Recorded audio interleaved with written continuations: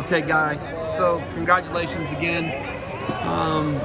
You guys really performed this year. West Shore, St. Edward.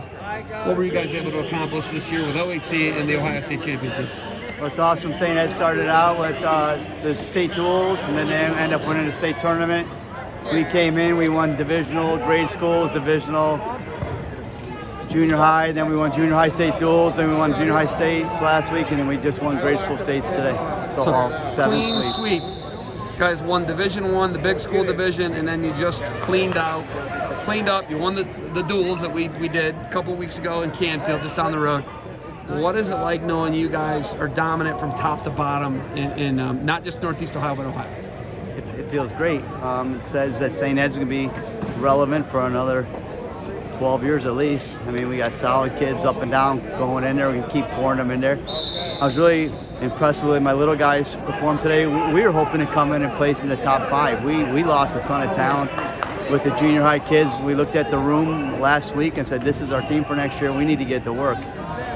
And the kids come here today and win the state title. So not a bad beginning building block, a state championship to build upon. No, I know you feel really good about that, but there's something that we talked about earlier you didn't feel very good about. No, just like with the junior high, you have kids that don't place that you really are pulling for, like Hendo and Jack Lentz and Henderson and Jack Lentz and the junior high team. Well, today we had someone, of course, one of them was Leonard's kid and one of them was my kid, come up short. So, this part of the journey, though, right? I think a guy like you, and just if I'm being honest, you're not happy unless you win all the weights. You want to win all the weights. I got one kid shedding a tear. I feel bad. I know what they put into it. When you look at Max's development, you guys go all around the country, and he's getting some really good national level matches for a 7-year-old. What do you think you take out of this season? I know that there's failure at the end, but what do you really take from this season for Max Seiko? Yeah, he grew tremendously this year. I'm not sure what happened today, but he grew tremendously this year. He hasn't lost since January. We've been everywhere. That's his first loss since January, yes? Yeah. Today was it? Or yesterday? Last night. I thought he recovered from it. He ripped off 3 pins coming back, and then he just bled around it and performed. But again, I always say, comes to practice in the car seat and still believes in Santa Claus, so I guess I'd put up with it. Okay, so last week you called 100 more points left in the gas tank. I don't know if I paid enough credit to you. You had more than 100 points left in the gas tank. What's it like to outperform expectations like you guys did last week? I mean, last week was we were on cloud 9.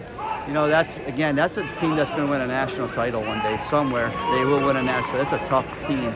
And I knew that we were going to put another 100 points on the board, and we did, because those kids are that tough, and they would not let me down if their life counted on it.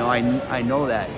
We have to get these kids now with that mental toughness that my older kids have, and we have 6 years to build this program to get it there. So it's almost like you guys keep reloading, is what I like to say.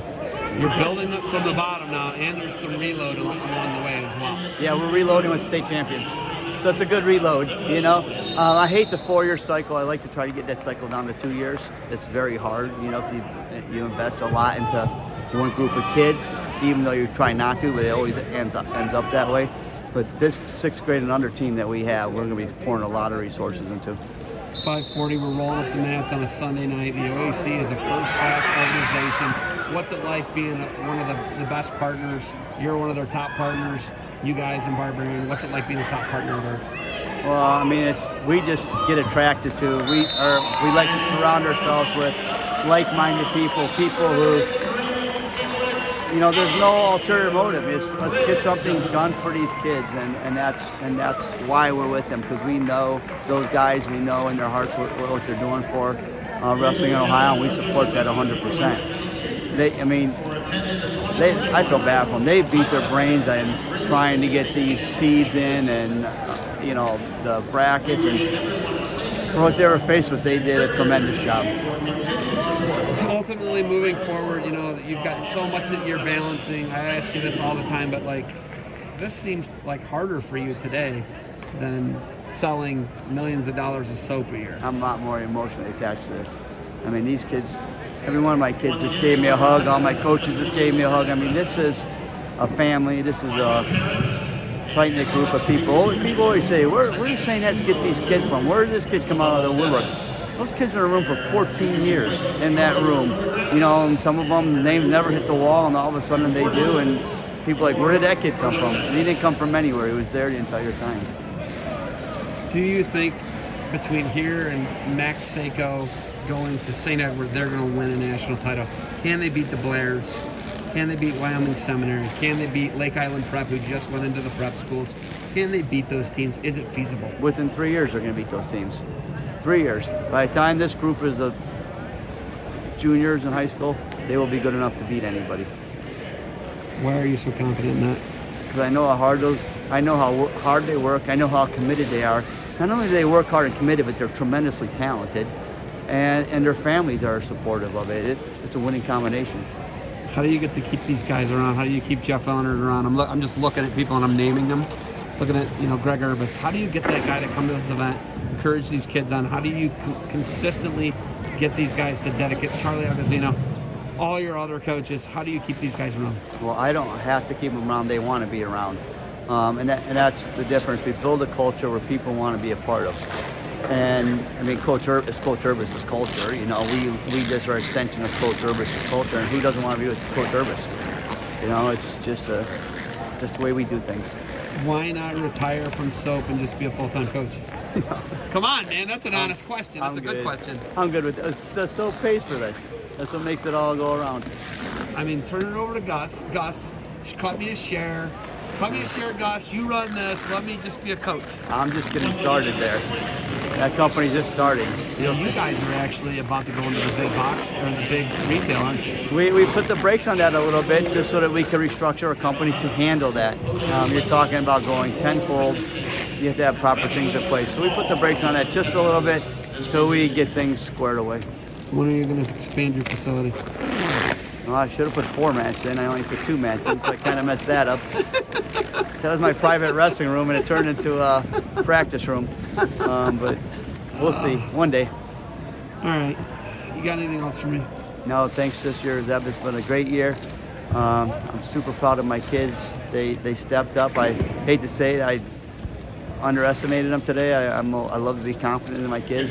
But we had first and second year kids winning deep into the brackets, and it's hard to say you're going to do that, but we did. How do we get the OHSA to innovate and find a way to get their championships at just a place like this even?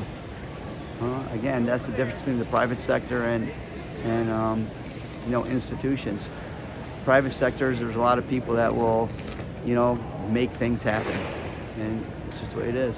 I think that the high school guys that got Patty, he got robbed this year, in my opinion. Yeah. All 4 of your champs got robbed. My nephew got robbed. I want him in this arena. It's a different environment. Would you agree? Yeah, those kids worked hard. They deserve, I think I said this last time, 16,000 kids or 16,000 people roaring when they win a state title. I'll take 8,000, 10,000, whatever this is. Like I said, this is nice. This is my favorite place to be. This is an amazing arena, and I've made this comparison. I know you've been to Euros. I know you've been to World Championships. I've been to a couple different Olympics, World Championships. This is the venue that they wrestle in at the highest level. Yeah, this is perfect size. This is literally the size of it. There's no exaggeration. This is actually bigger than the Excel Center where the London 2012 was. Yep. Right? I'm telling you, it's clean. They do a nice job. I love coming here. OEC just gets the job done. Look, we're rolling up mats. It's not 6 o'clock. Yeah, OEC does get the job done. They put on, think about it, the odds are stacked against them this year, and they pulled off 5 state tournaments. So, yeah. All right, give it to me. Yep, defend what you built.